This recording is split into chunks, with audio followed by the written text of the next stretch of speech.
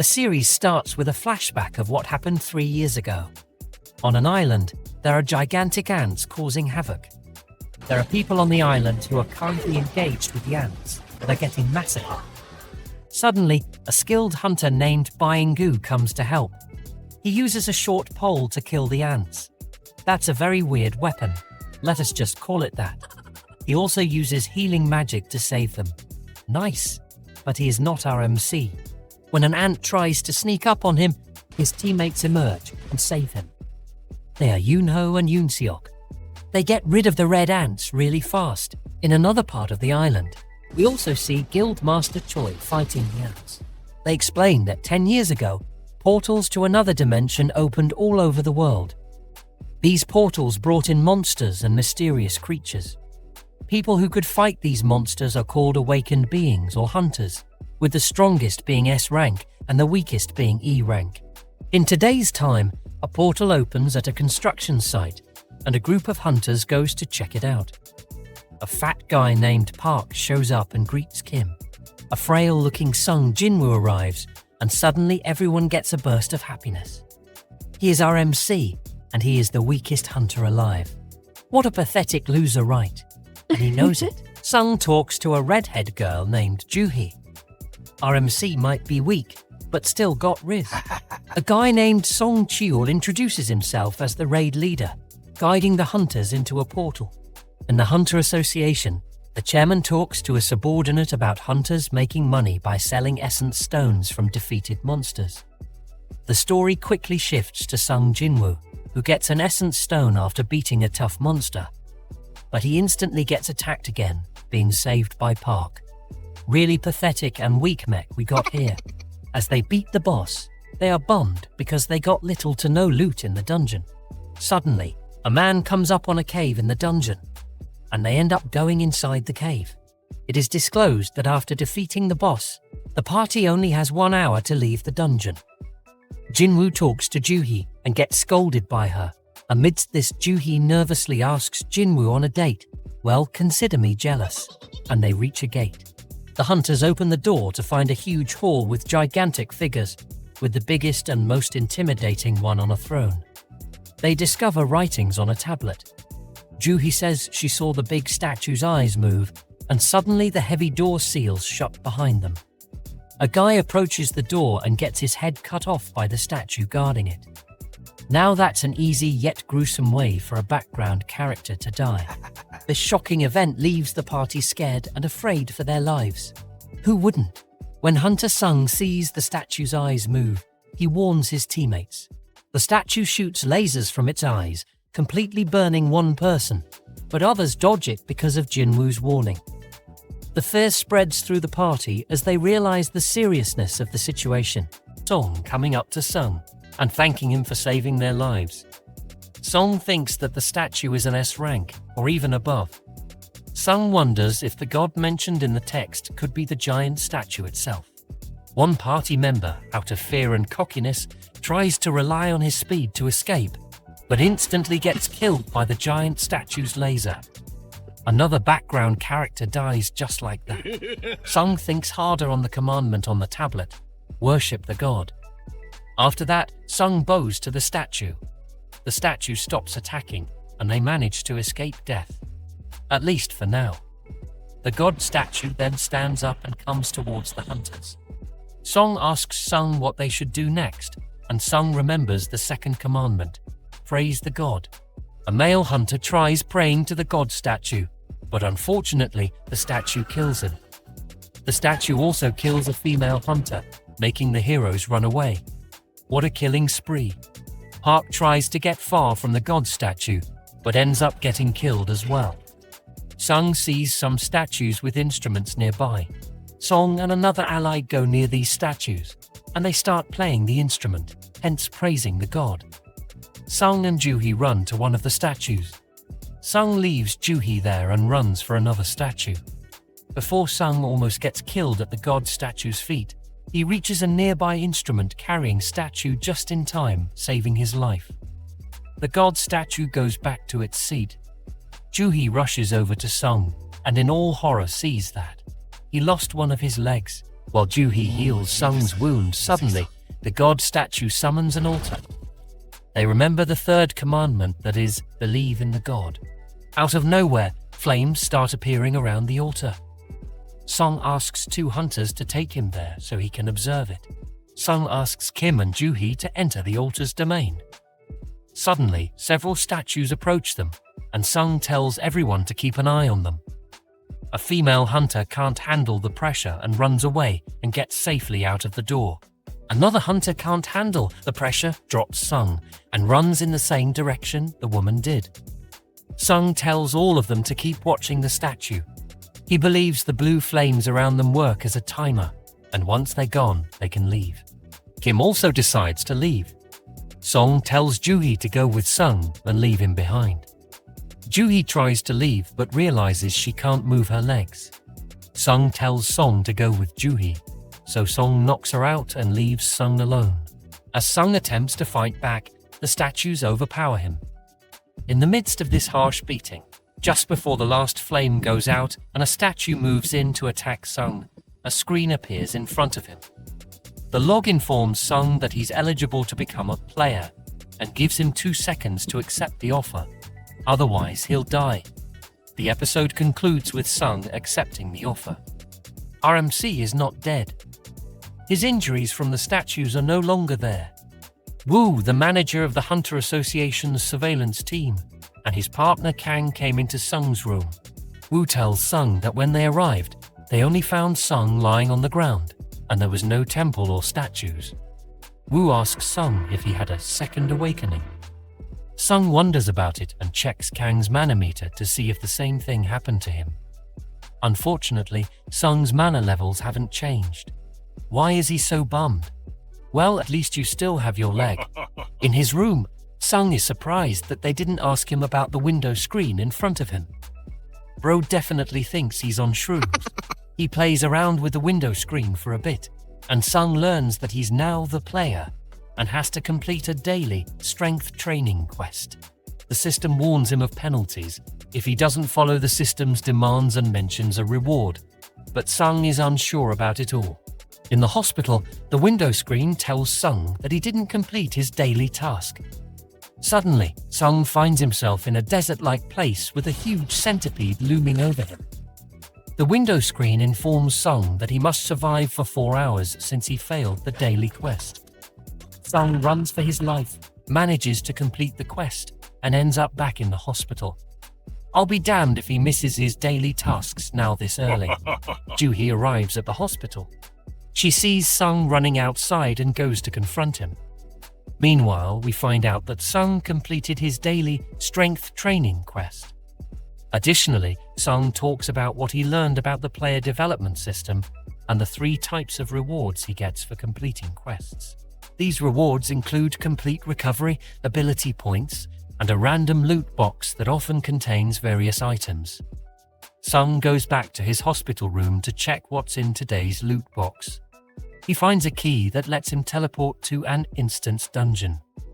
Sung is curious about what that is. We see a series of scenes where Sung completes his daily quests.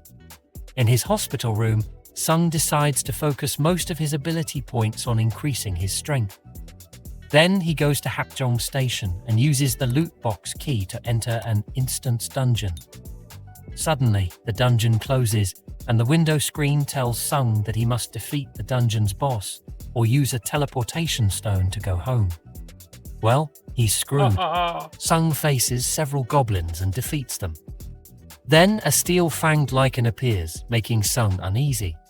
He's worried because he knows he can't rely on anyone to heal him if the lichen injures or kills him. The episode ends with the lichen leaping towards Sung, the steel-fanged lichen leaping towards Sung. Luckily, Sung manages to dodge the attack and counter with a punch to the lichen.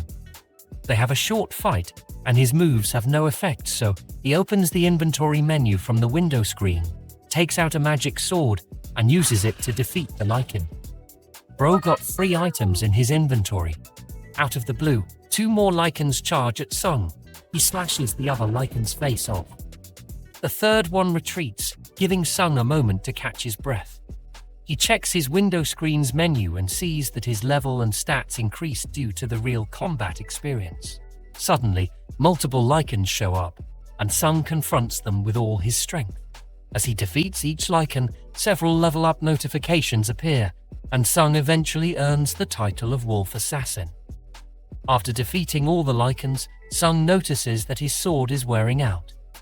The log for the Wolf Assassin title appears again, letting Sung know that he has gained various items, including a teleportation stone. Sung decides to keep exploring the Instance Dungeon. Meanwhile, Sung is busy defeating magic beasts and gaining levels in the Instance Dungeon. He also observes how the color of the monsters' titles indicates their strength levels, and how this color can change based on Sung's current level. RMC is getting stronger. Nice. Sung ventures into a perilous area, anticipating a formidable magic beast challenge. As he explores, the magic beast attacks Sung, breaking his sword. The creature, colored orange in its name, signifies it's on equal ground with Sung. He assumes this snake, known as Kasaka, is the dungeon's boss. Quite obvious, isn't it? Despite uncertainty about facing its impenetrable skin, Sung engages in battle. He has a really hard time fighting the snake. Reflecting on courage, weakness, and strength based on his experiences as a hunter and a citizen over the years, fueled by determination and memories of the god statue, he's becoming cool by the second. Sung uses his strength to overpower and defeat Kasaka. After Sung defeats the Kasaka, multiple log entries pop up, indicating a significant level up due to the victory. He also acquires a dagger made from the Kasaka's fangs and a venom gland. Now that is a loot, the window screen transports Sung back to Earth, where he encounters a soldier leading him to a tragic incident. Sung discovers a dungeon break has occurred. Arriving there, he observes several hunters and healers struggling against the dungeon break boss. Observing Juhi struggling in the party due to the lingering effects of the god statue incident. To aid the party, he throws his broken sword at the boss, defeating it in one blow. A member notices Sung's dagger and inquires about the person who threw it. Well, it looks like our MC isn't all that pathetic now. Sung is surprised that he managed to penetrate the boss's defenses with his broken sword in one shot. The episode ends with Juhi questioning whether Sung was the one who threw the sword. The series continues in the hospital with the nurses talking about Jin Woo's body. At the same time, Jin Woo is in sweat as he is doing his daily exercises. All the nurses are drooling over him. A nurse enters his room and sees him shirtless. She startles and admires Jin Woo's muscles. He asks, "What do you want to tell me?" She shyly informs him that today is his day of discharge. She also seeks her chance and asks for his number. Our MC is a hunk now. The scene shifts to a news channel interviewing Baek Yoonho. He flexes how awesome he is with training as he was a firefighter before. He is one of the Seveners rank hunters after all. Jinna, watching the news, turns the TV off and calls out Jin Woo, who just got out of the room. She is amazed by the sudden transformation of her previously loser brother. She is curious if he is exercising and about how one can grow after adulthood. Jin Woo bids her goodbye as she leaves for school, while he insists that she bring an umbrella. Jin Woo plays around with the system and slacks off on the running. He also sees that he has some points left and thinks of transferring it to strength and agility, as what will a dumbass like him do with intelligence? He gets a call from his landlord asking for his delayed rent. He says he will transfer it in a bit, and the landlord appreciates it. He then tries to find a higher level gate to make money. However, even though he had a double awakening, he is still an E-rank hunter. It is still hard to get a decent gate for his rank. He thinks of re-evaluation, but contemplates that it will attract unnecessary attention, given that he is a rare type now. He finds a raid, and as he is running there, he finishes his daily tasks. About to accept the daily quest reward, he is interrupted by other members of the raid. Hwang Dong-suk introduces himself, while other members mock Jin Woo. Dong-suk stops them and tells him that he was only recruited because they need at least 8 people for a C-rank dungeon, and he's just a filler. He is not counted as combat power and will not get spoils, but will receive 2 million in cash as commission. Lame, but it pays the bill. He senses 4 C rank and 2 D rank or lower in the group. He is just to carry the luggage. He asks, "You're not bringing a healer in?" Dong-suk says they always managed like this. Jin Woo thinks they are reckless with just tankers and fighters, and it is quite concerning. He signs the contract even though it says the other party won't be accountable for any incidents in the dungeon. Yu Jinho, a 21-year-old D-rank hunter, approaches Jinwoo. Everyone is amazed by his flashy gear, and he promises to help protect Jinwoo. Well, he's in for a surprise. They talk as they approach the gate. They are taken aback by its enormous size. Jinho is worried, but Jinwoo says that a gate's size doesn't matter, but rather the magical energy it radiates outward. Jinwoo is still a bit nervous, as it's his first time entering a C-rank dungeon. As they enter, Jinho asks Jinwoo about luminescent stones which can be gotten from cave dungeons. As they walk further into the ominous dungeon, there's no beast to be seen. Jinwoo, using his intuition, warns the team about the attack of insect-type magic beasts. The other members are panicking as they get ambushed from above. Due to Jinwoo's warning, they fight back. Dong-suk uses his taunting skill, calling all the insects towards him, while Jinho protects Jinwoo. Finally, they kill all the beasts with teamwork, but it leaves Jinwoo a little frustrated. Puny insects for him. They win, and it is time to gather the loot and divide it into 7. Dong-suk approaches Jinwoo, thanking him. They all are confused over the state of some bugs, as they have been half-eaten. Jinwoo asks Jinho if his sword and shield are expensive. Jinho responded yes, as it was given by his father for his first raid. Jinwoo warns him to be cautious. The scene shifts to the White Tiger Guild office, and their leader Beak is training, smashing a boulder. Amazing. Back to our raid team. They are making progress in the dungeon. However, Jinwoo is still uneasy with the group. They then reach a room full of magic crystals. They hit the jackpot. Everyone's excited. Dong-suk dreams about surpassing his brother. Jinho asks Dong-suk about Jinwoo's contract about the spoils, and magic crystals are not considered as spoils. Dong-suk cheerfully says it will be divided fairly. However, they need to deal with that guy first, a deadly, terrifying-looking spider who is currently sleeping. Dong-suk cautions everyone and tells them that they'll need to harvest the magic crystals before it wake up. He asks one of his men, and suddenly they don't have enough equipment to harvest the crystals. Dong-suk tells Jinwoo and Jinho to stay put while they bring the tools. Jinwoo's suspicion about this team grows. He's spot on as Dong-suk, with an evil grin, asks Q1 to block off the entrance to the tunnel, trapping Jinwoo and Jinho. Jinwoo remembers Chuul's advice about the weak being used as bait to lure the enemy, as there's no surveillance in the dungeons. Jinho is terrified as the giant spider, a C-rank boss, wakes up. He steps up to defend Jinwoo, but Jinwoo steps forward saying, "Jinho, stay put. I'll handle this guy." Jinwoo conjures up his dagger, and we see the world's weakest hunter face to face with a C-rank boss. Dong-suk and his minions come out of the gate, and without any remorse, they wait for the boss spider to kill both Jinwoo and Jinho. A minion asks why they make it complicated and not just kill the two. Dong-suk explains they just wait for the spider to sleep after it kills both of them to get the mana crystal. They won't blast their way in, as there is a small opening above the lair. If not, they would kill it themselves, but eyeing on Jinho's expensive equipment, Dong-suk searches for Jinho's family. In the dungeon, Jinho tries to persuade Jinwoo to run away, as only a B-rank hunter or higher can defeat a C-rank boss. Jinwoo contemplates that all the previous monsters he faced were D-rank or lower. But still, our hero doesn't have fear in his heart, as he feels stronger now. He stays firm and composed and proceeds forward. The clash begins. The real hunt begins now. The scene shifts to director Go Gunhee in his car, and Jinchul offers him a sparring match, which the veteran battle-hungry director gladly accepts. Back to Jinwoo. He desperately fights the spider. Jinho is amazed, as these are not the movements of an E-rank hunter, and thinks he's a false ranker. He feels scared, as those are psychopaths who take pleasure in killing and wimps. However, this fast-paced battle is bearing no results, as Jinwoo's dagger is not penetrating the spider's thick hide, and he is notified that he is getting tired quickly. Jinwoo tries to locate the spider's weak spot and tries to attack, but is instead attacked by its acid. Jinwoo counters with his new skill, Dash. He storms to the roof of the cave and then attacks, but to no avail. He goes faster and faster by the second, but every man has his limits. His vitality runs out and falls. The spider attacks. Inches away from finishing him, he remembers the reward for the daily quests. Full recovery, he evades and attacks its eyes. Getting notification that his dagger skills paralysis and drain are taking effect, he keeps stabbing the spider until it falls dead. That was one nasty pest control. Jinwoo digs through the corpse to get the stone, while Jinho is astonished at what just happened and tells himself, no doubt, he's a false ranker. The scared Jinho offers to get the magic gems, carry the luggage and give him water. Jinwoo finds him weird. Finally, Dong-suk and his gang are back, wondering how come they are still alive.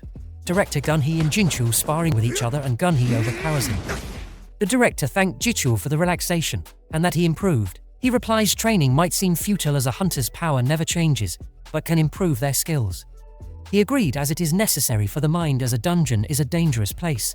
Back in the dungeon, Dong-suk and his men contemplate what happened, and are amazed that Jinho was able to kill a C-rank boss. They also know his status as heir to Yujin Construction. Dong-suk offers to spare him and says, "Kill Sung Jinwoo." He shows their true colors of killing the useless ones to get the spoils themselves and threatens to kill him if he does not comply with them. Our righteous Jinho, with fear in his heart, stands against him to defend Jinwoo. As they approach Jinwoo, an urgent quest appears to kill the 6 men. At the same time, Jinwoo is heavily attacked by Q1. Is he dead? The scene shifts to 3 women at a cafe talking about their guilds. They talk about how magnificent Hunter Chav is by taking down a ranked dungeon beasts with ease when they struggle. They discuss their guilds more. While all that, Jinwoo lies in the rubble. He reflects upon the past, the present, and what the system wants him to do. Does he really have to kill people? Else, his heart will stop. He understands it wants him to be stronger and gets up. Dong-suk thinks Q1 was playing around, but in reality he wasn't. He gave it his all. Jinwoo warns them, "If you guys are hunters, you should be ready to become hunted." One of Dong-suk's men approaches and moves him, but he cuts off his head. Jinwoo reflects upon what he has done. "I killed someone. What if don't? I will be the one to die." No turning back, only the strong can survive. They all attack Jinwoo, but can't keep up with his pace. Slash, he stabs the first one. Slash, the second one, paralysis and drain activates. 2 more men die, and they keep falling. Q1 attacks, but is instantly killed, leaving only Dong-suk. Dong-suk doesn't back away and makes his body as hard as steel. Jinwoo slams him to the ground and says, "You are strong, but I'm always leveling up." Dong-suk begs for his life, but Jinwoo kills him, finishing the quest. The dungeon starts to collapse. Outside, they both give their report while Jinwoo gets quest reward options. Murderous intense skill catches his attention. Enemies' abilities are halved. Jinho gives thanks to Jinwoo. As it starts raining, Jinwoo is glad he had his sister take the umbrella. The episode ends with a muscular guy in a building, looking outside his glass wall. The series continues with a subordinate reporting to Chief Jincho. He reports to him about the incident at the C-rank gate, in which our boy Jinwoo completely massacred those losers. Jinchol is surprised at Jinwoo's involvement in this dungeon after the double lair incident, but even more at Dong-suk's death. The scene shifts to Jinwoo coming home with fried chicken. Jinna is super happy, and they start to eat.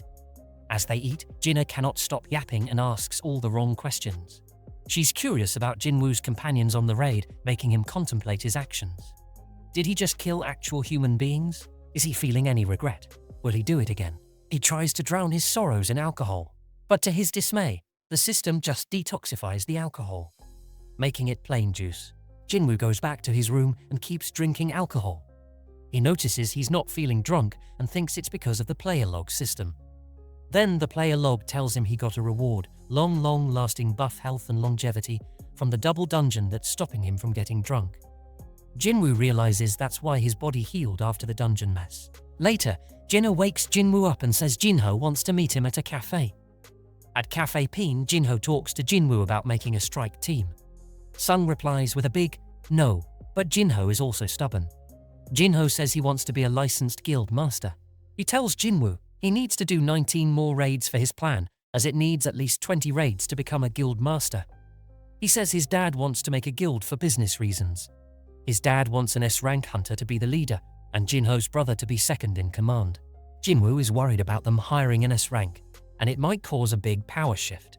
Jinho gives Jinwoo papers about a building his dad wants to use for the guild. It is worth 30 billion, and he offers it to Jinwoo if he helps with 19 raids. Jinwoo thinks about it being hella greedy. Jinwoo eventually chooses to be jobless over 30 billion and leaves. Meanwhile, we switch to Dong-suk's brother Dong-soo. He asks the pretty assistant to find out about the 2 people who went on the raid with his brother and his men. Laura gives Dong-soo a document about what happened. Dong-soo thinks his brother was murdered by an E-rank, kind of lame, and asks Laura what would happen if he killed someone in another country. She answers it depends if there's an extradition treaty or not, etc. He asks for his schedule to be clear. He will go to Korea, and he hopes Jinwoo and Jinho will stay alive long enough for him to get revenge.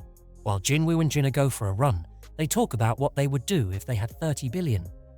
Jinwoo runs faster and leaves Jinna behind. He checks his player log and sees he's done more running than the quest asked for.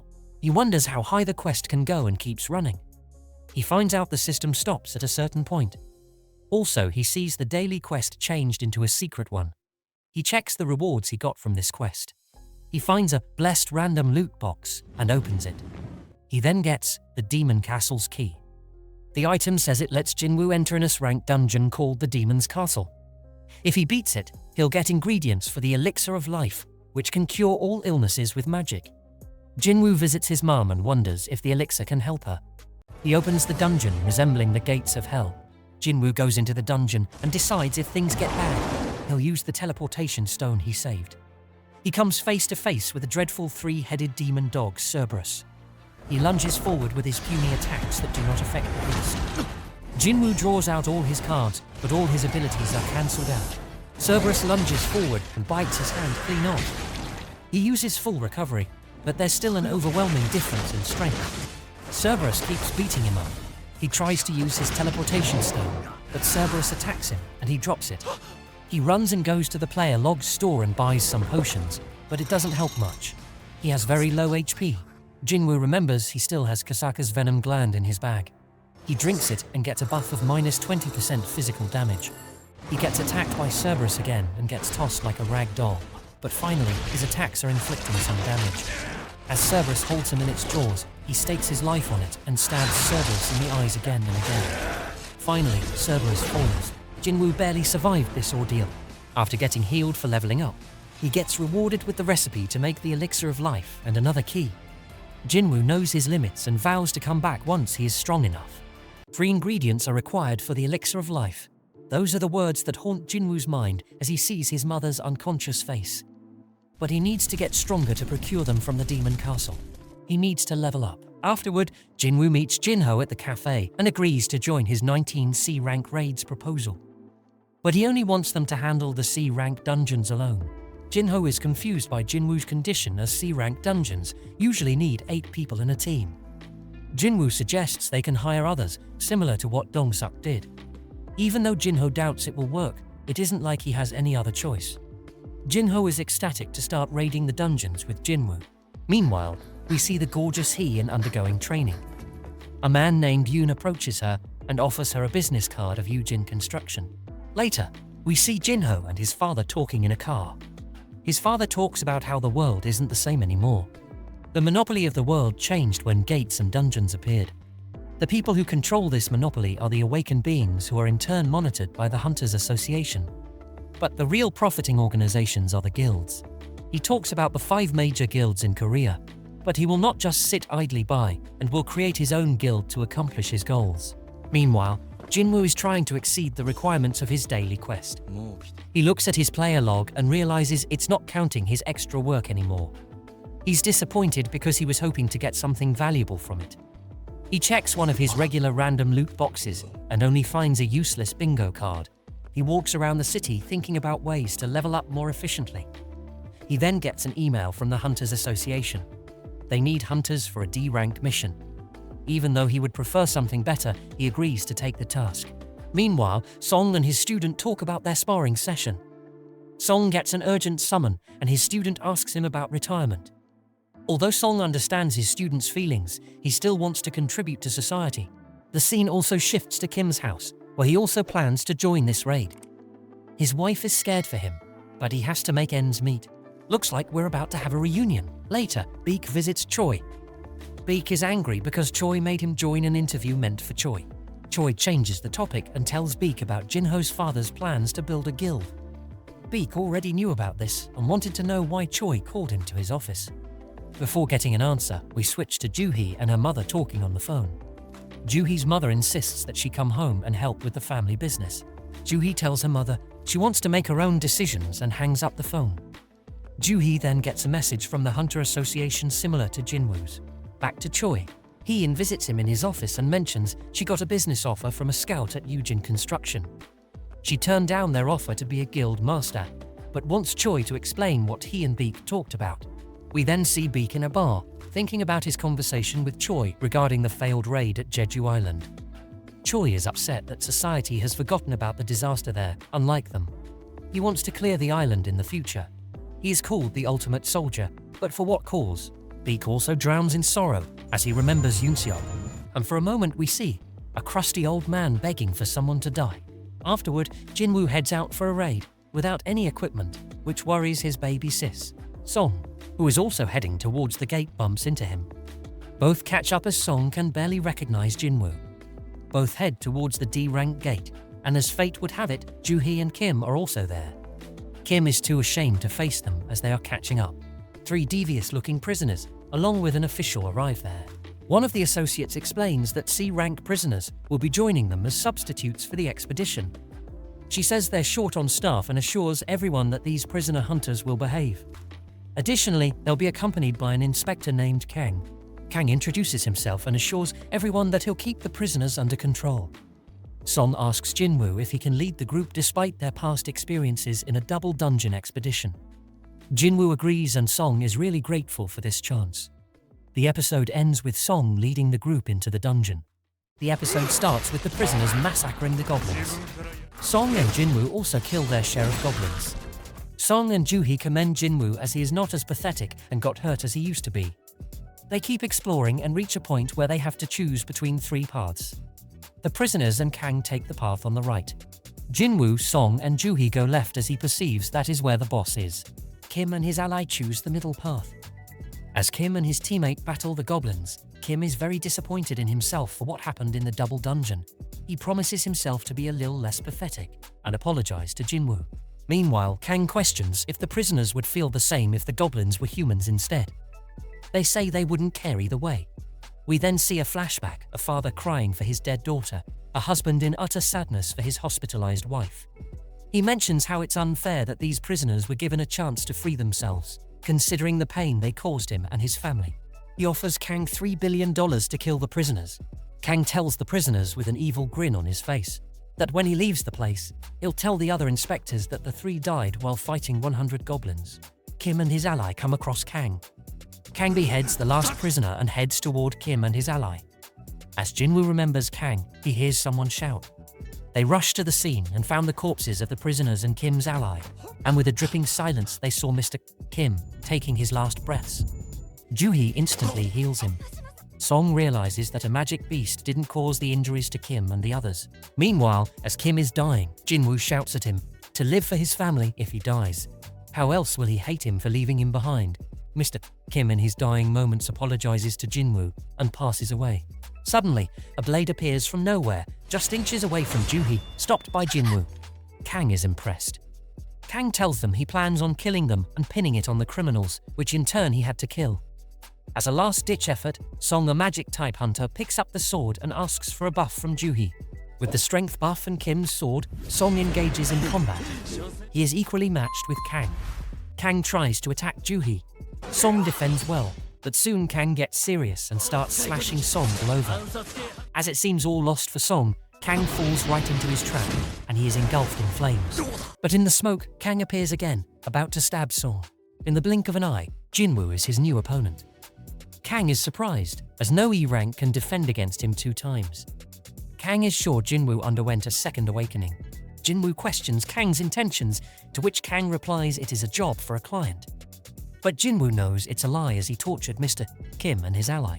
In a flashback, Kang accepts the client's task, not because of the money, but because he loves to kill people. Jin Woo and Kang's fight commences, and a flurry of slashes can be seen, with both moving at incredible speeds. Seeing Kang's bloodlust, Jin Woo's player log system assigns him to kill Kang, and Jin Woo goes all out, surpassing Kang. But suddenly, Kang vanishes, unleashing his hidden skill stealth. Kang boasts that no one has ever seen this technique, because all those who have seen it never live long enough to tell the tale. Kang cuts through Jin Woo's leg. The situation looks dire, but RMC yet again busts out a hidden technique, healing himself. Kang, out of options, strikes again, but cannot hit a single blow, as Jin Woo has yet again surpassed him. Looking deep into his soul, a terrified Kang cannot do anything but drown in fear as he is stabbed in the chest, as Kang is defeated. Kang wonders how Jin Woo became so strong despite being an E-rank hunter. Kang laughs and coughs up blood, saying that now that Jin Woo has killed him, he can no longer pretend to be an E-rank hunter. Jin Woo collects his rewards and reflects on Kang's words. Joo-hee and Song express their gratitude to Jin Woo for his help. Jin Woo tells them to leave the dungeon and he proceeds to the boss. Later, Jin-chul and a dungeon supervisor arrive at the dungeon's location. Jin-chul is astonished by Kang's murderous intentions and Jin Woo's appearance. He asks who killed Kang. Although Jin Woo is worried, Song steps in and claims he killed Kang, giving credit to Joo-hee for assisting him. Jin-chul doubts that Song could defeat Kang, but accepts the C-rank hunter's explanation. While Jin-chul talks with his acquaintance, Jin Woo observes him and realizes he's an A-rank hunter. Song tells Jin Woo that this is his way of repaying him for the double dungeon incident.